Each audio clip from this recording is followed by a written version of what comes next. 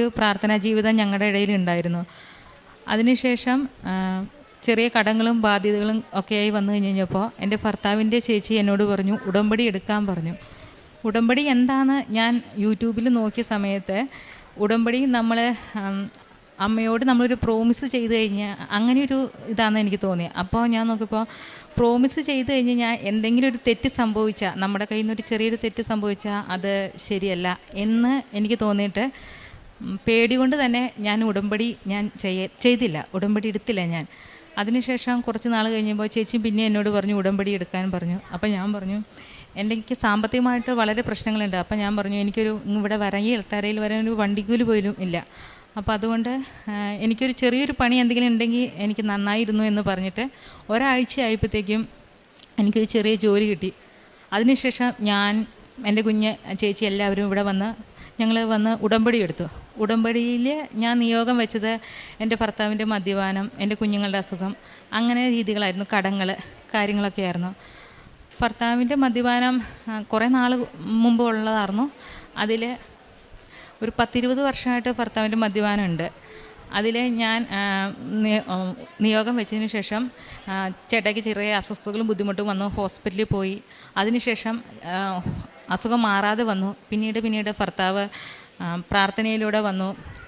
ഇടയ്ക്ക് ഒന്നരട വന്ന് ഇവിടെ വരും, ചേട്ടായി ഉടമ്പടി എടുത്തു, എൻ്റെ കൂടെ പ്രാർത്ഥിക്കും, ഞങ്ങൾ ഒരുമിച്ച് ജപമാല ചൊല്ലും, ഞങ്ങൾ പ്രേക്ഷിത പ്രവർത്തനങ്ങൾ ചെയ്യും. അങ്ങനെ ഞങ്ങൾ പോയിക്കൊണ്ടിരുന്നു. പിന്നീട് ഇതെൻ്റെ 7ാമത്തെ ഉടമ്പടിയാണ്. ഈ മൂന്ന് ഉടമ്പടി വരെ ഞങ്ങൾ ആവശ്യങ്ങൾ ഓരോന്നോരോന്നായിട്ട് എഴുതി വെച്ചു. പിന്നീട് ഞാനും എൻ്റെ ചേട്ടായും ആവശ്യങ്ങളൊന്നും പ്രത്യേകിച്ച് എഴുതുന്നില്ല. കാരണം പറഞ്ഞു കഴിഞ്ഞാൽ ഞങ്ങൾ നല്ലൊരു ജീവിതം, അല്ലെങ്കിൽ ഉടമ്പടിയിൽ എന്തൊക്കെ ചെയ്യണം അത് കൃത്യമായിട്ടും ചെയ്തു കഴിഞ്ഞാൽ അമ്മ മാതാവ് ഞങ്ങൾക്ക് എന്തും ആ സമയമാകുമ്പോൾ നമ്മുടെ കയ്യിലേക്ക് കൊണ്ടുതരും എന്നൊരു പൂർണ്ണമായൊരു വിശ്വാസം എനിക്കും എൻ്റെ ചേട്ടനുണ്ട്.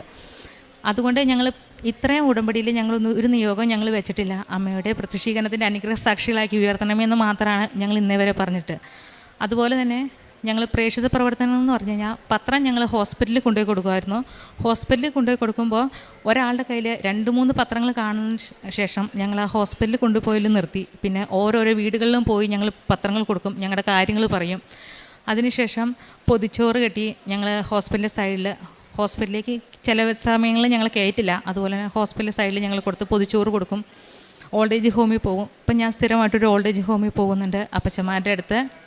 അങ്ങനെ പ്രേക്ഷിത പ്രവർത്തനങ്ങൾ കാര്യങ്ങളൊക്കെ ചെയ്യണു.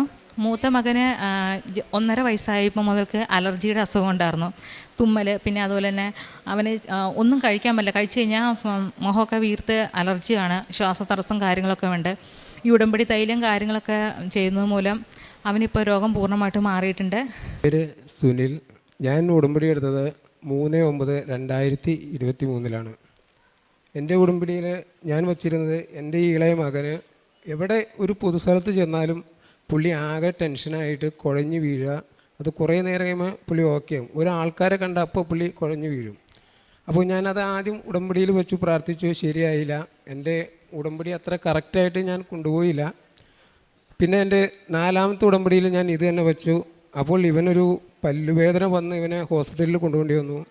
അപ്പോൾ ഞാൻ അവിടെ വെച്ച് മാതാവിനോട് പറഞ്ഞു, ഇന്ന് ഇവൻ കുഴഞ്ഞു വീഴാതെ ഇരിക്കുകയാണെങ്കിൽ ഈ പത്രം മുഴുവൻ ഞാൻ ഇവനെ കൊണ്ടുവന്ന് കൊടുപ്പിക്കും. അന്ന് മുതൽ ഇന്ന് വരെ അവനങ്ങനത്തെ ഒരു അസ്വസ്ഥത ഉണ്ടായിട്ടില്ല. പിന്നെ അങ്ങനെ ഒരു ഇതുണ്ടായിട്ടില്ല. എവിടെയും പോവാം, ഏത് കല്യാണ വീട്ടിലും പോവാം. അങ്ങനെ നല്ലൊരു സൗഖ്യം മാതാവ് തന്നു. പിന്നീട് ഞാൻ ഒരു പെയിൻറ്റിങ് തൊഴിലാളിയാണ്, വർക്ക്ഷോപ്പിലാണ്. അപ്പോൾ വർക്ക്ഷോപ്പിലുള്ള കൂട്ടുകാരൊക്കെ എന്നോട് പറയും, നിനക്ക് ഈ അന്ധവിശ്വാസമായിട്ട് നടക്കാണ്ട് വേറെ എന്തെങ്കിലും പരിപാടിക്ക് പോയി കൂടെ എന്ന് ചോദിക്കും. അപ്പോൾ ഞാൻ മാതാവിനോട് പ്രാർത്ഥിച്ചു, മാതാവേ ഇതിന് ഒരു തിരിച്ചടി ഇവർക്ക് വേറൊന്നുമല്ല, എൻ്റെ ഈ വിശ്വാസം നല്ലതാണ് ഇവരെ കൊണ്ട് പറയിപ്പിക്കണം. അങ്ങനെ എനിക്കൊരിക്കലും ഒരു അവസരം വന്നു. ഞാനത് അവരായിട്ട് അങ്ങനെ ഒരു ഇതിൽ ബെറ്റ് വെച്ചു. ഞാനതിൽ വിജയിക്കുകയും ചെയ്തു. മാതാവിൻ്റെ ആ സാന്നിധ്യത്തിൽ ഞാൻ വിജയിക്കുകയും ചെയ്തു. അതിൽ ആ ബെറ്റ് വെച്ച ഒരാളെ എനിക്കിവിടെ കൊണ്ടുവരാൻ പറ്റി. ഇപ്പോൾ അവരാരും എന്നെ കളിയാക്കലോ ഒന്നുമില്ല. നീ ഇപ്പോൾ എപ്പോഴാണ് പള്ളിയിൽ പോണത് അങ്ങനെ ചോദിച്ച് അങ്ങനെ മാതാവ് എനിക്കൊരു കൃപ തന്നു. പിന്നെ ഇവിടെ ഞാൻ ഉടമ്പടി എടുത്തതിന് ശേഷം സാമ്പത്തിക ബുദ്ധിമുട്ടുകളൊക്കെ ഉണ്ട്, ധാരാളമുണ്ട്. പക്ഷേ ഈ ഉടമ്പടി എടുത്ത് 3 വർഷമായി ഈ 3 വർഷം എന്ത് ബാധ്യതകൾ വന്നാലും ചിലപ്പോൾ രാവിലെ ആയിരിക്കും ഒരു 4000 രൂപ കൊടുക്കേണ്ടത്. കറക്റ്റ് ആ ടൈമിംഗ് ആകുമ്പോൾ എവിടെ നിന്നെങ്കിലും എനിക്ക് ആ പൈസ കിട്ടും. അങ്ങനെ കുറേ അനുഗ്രഹങ്ങൾ ഞങ്ങൾക്ക് വലുതും ചെറുതുമായ കുറേ അനുഗ്രഹങ്ങൾ മാതാവ് മുഖാന്തരം കിട്ടിയിട്ടുണ്ട്.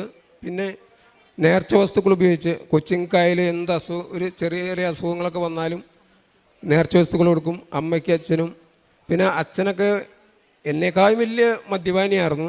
പക്ഷേ അച്ഛനും മദ്യപാനം നിർത്തി. ഇപ്പോൾ ഞങ്ങളുടെ വീടെന്ന് പറഞ്ഞാൽ ചെറിയൊരു, അത്ര വലിയ വീടല്ലെങ്കിൽ ചെറുതാണെങ്കിലും നല്ലൊരു സ്വർഗം പോലെയാണ്. അമ്മയ്ക്ക് സ്റ്റോക്ക് വന്നു.